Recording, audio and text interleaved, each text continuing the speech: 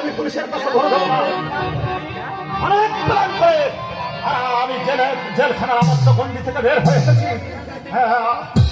এই পোশাকে এখানে থাকলে আমার টেপে যাবে। আমার ওই জেলখানার ছেলে বসে না না তোমার মরবে ওই পুলিশের হাতে ধরা দেবে না। ওই তো জঙ্গলের মধ্যে একটা খুঁড়ি মারা রাস্তা বেরিয়ে গেছে। এই খুঁড়ি মুখে আমাকে আত্মগোপন করতে হবে।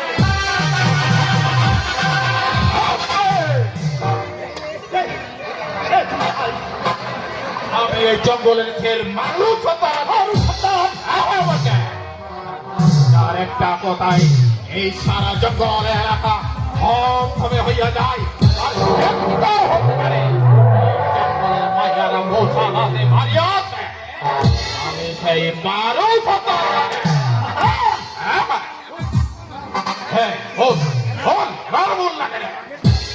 বাঘে পোনা ছাড়া কেন পড়েছে? বলবো সর্দার, বলবো, আমি সব বলবো। তুমি শুধু আমাকে একটু আশ্রয় দাও সর্দার। পুলিশ আমাকে ধরতে পারলে আইনের হাত থেকে আমি বাঁচতে পারবো না। আমি একদম জেল থেকে পলাতক কয়েদি আসামি। হ্যাঁ সর্দার, পুলিশ হয়তো আমার নামে ওয়ারেন্ট ছেড়ে দিয়েছে। আইন আমাকে নাগালের মধ্যে ফেলে গেলে আদালতে আমার বিচার হবে একটাই, মৃত্যুদণ্ড। ও যখন এই জঙ্গলে আসিয়াছি আর তোর কোন চিন্তা নাই। ওই বলেছ বাপু বাপের কম পাতলাই এই সত্তারের কবজে থেকে তোকে ছেড়ে নিয়ে যায়।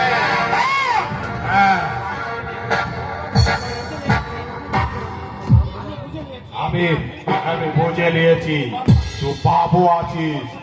তোর কুতো ছুঁড়ে জানতে পারছি তোর লেখাপড়া জানা ভদ্রলোক আছে।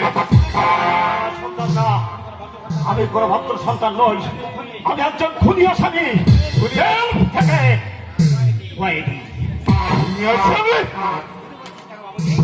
তুই আমাকে ঝুট বলছিস কেন বাবুজি? বিশ্বাস কর সন্তান, বিশ্বাস করো, আমি কোনো বাবুজি নই, আমি কোনো ভদ্র সন্তান নই। তাই তো শুধু আমার নাম তুফান। সর্দার পদবিহীন অবাঞ্ছিত এক অতিথি তুষার করেছিল কোন এক স্বার্থপর মা। বাবুজি কি বলছিস বাবুজি? হ্যাঁ সর্দার, যে মা নিজের যৌবনের ভাবনা বাসনা পরিত্যক্ত করতে গিয়ে একটা শিশুর জন্ম দিয়েছে, কিন্তু মাতৃত্বের পরিচয়টুকু গোপনে রেখেছে ওই ভদ্র সমাজের মহিলা মধ্যে, সেই মা স্বার্থপর সবার হতে পারে।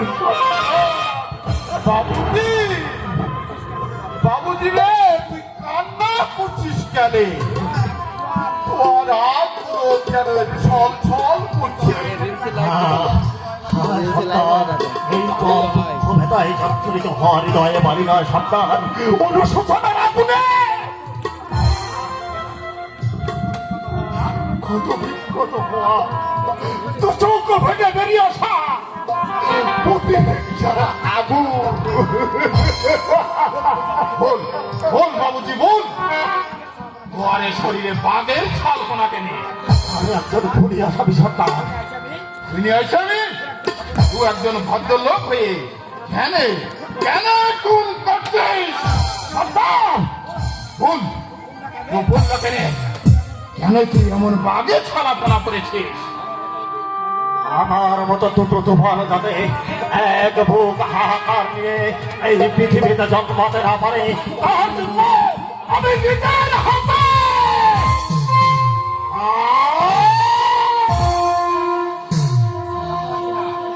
আমি সহ্য করতে পারছি না। ওই চরম দৃশ্যটা আমার চোখের সামনে ভেসে উঠলে সহ্য করতে পারি না সন্তান। বাবুজি শিশুকাল থেকে অনাথ ছিল মানুষ হয়েছি সন্তান। কিন্তু যখন আমার 18 বছর বয়স হলো, ওই ঘোড়া মাত্র আমাকে ছুটি দিয়ে আমার হাতে ধরিয়ে দিল এক টুকরো নাম ঠিকানা লেখা কাগজ, একটা সোনার হার। তারপর থামলে কেন বাবুজি? সেই নাম ঠিকানা লেখা কাগজ নিয়ে আমি দৌড়ে গেলাম ওই চণ্ডীদাস যুবরাজ্যের বাড়িতে। কিন্তু ভাগ্যে বিড়ম্বনায় আমি জানতে পারলাম তার সঙ্গে আমার কোনো রক্তের সম্পর্ক নেই। বাবুজি তবে উনি স্বীকার করলেন আজ থেকে 20 বছর তারাপীঠ মন্দিরের প্রাঙ্গণ থেকে এক সদ্যজাত সন্তানকে ঘুরিয়ে দে সন্তান একটা সোনার হার সমেত ওই অনাথ আশ্রমে ভর্তি করে দিয়ে এসেছিল। বাবুজি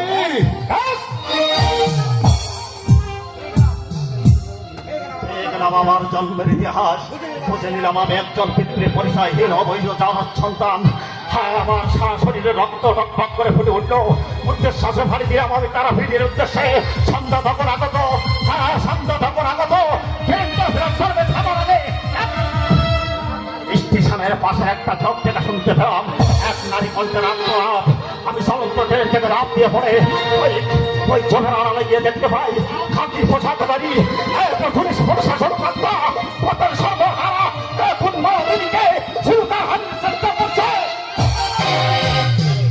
ওই বিকৃত মস্তিষ্কের মহিলা নিজের ইজ্জতকে বাঁচানোর জন্য প্রাণ ভুয়ে চেষ্টা করছে।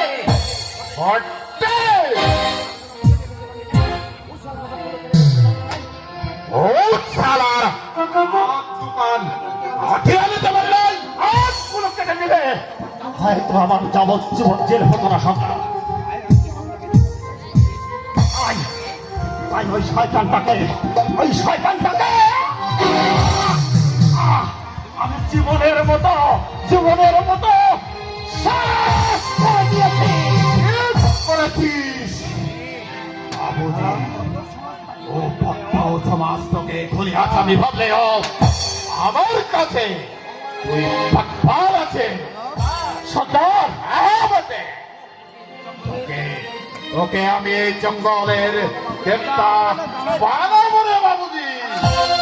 সারা জঙ্গলের এই গরিব মানুষগুলা তোকে দেবতা বলে ঘর দিবে। হ্যাঁ, কোনো ভয় নাই বাবু, তোর কোনো ভয় নাই। ও শালা পুলিশ আমার এই জঙ্গলের দেবতার গায়ে যদি কোনো কাটার আঁচল দিতে আসে, তাকে আমি একদমই আর বলে খুন করে দেব। সর্দার, তুই আমার সঙ্গে আয় বাবুজি, তুই আমার